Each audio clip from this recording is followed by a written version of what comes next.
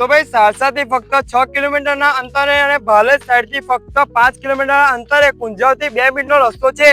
ત્યાં hotel fun food આવેલી છે અને જો તમારે ગુજરાતી અને પંજાબી જમવું હોય તો આ બેસ્ટ લોકેશન રહેવાનું છે, હોટલ ફન ફૂડ.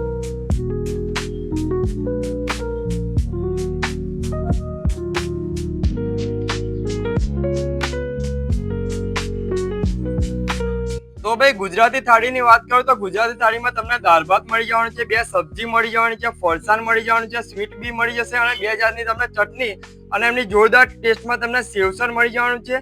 અને ખાસ વાત એ છે કે સબ્જીમાં બી તમને અલગ અલગ તરો સબ્જી મળી જવાની છે અને કઠોળમાં બી તમને અલગ અલગ કઠોળ અને છાશ તો તમને મળી જ જવાની છે.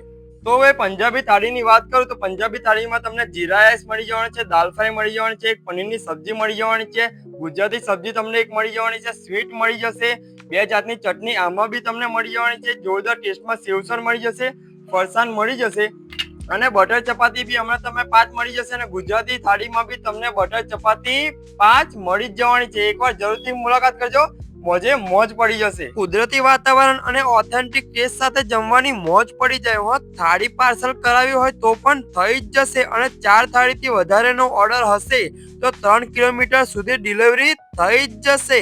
અને અહીં બટર, ચીઝ, પનીર દરેક વસ્તુ અમૂલની વાપરવામાં આવે છે. કિચન પણ તમને એકદમ હાઇજીન મળી જવાનું છે, જે તમે જોઈ શકો છો. તો મારા ભાઈ જમવાનું બેસ્ટ લોકેશન એટલે હોટલ ફન ફૂડ. તો મુલાકાત કરવાનું ભૂલતા નહીં, સ્ક્રીન પર એડ્રેસ ને કોન્ટેક્ટ આપેલો જ છે.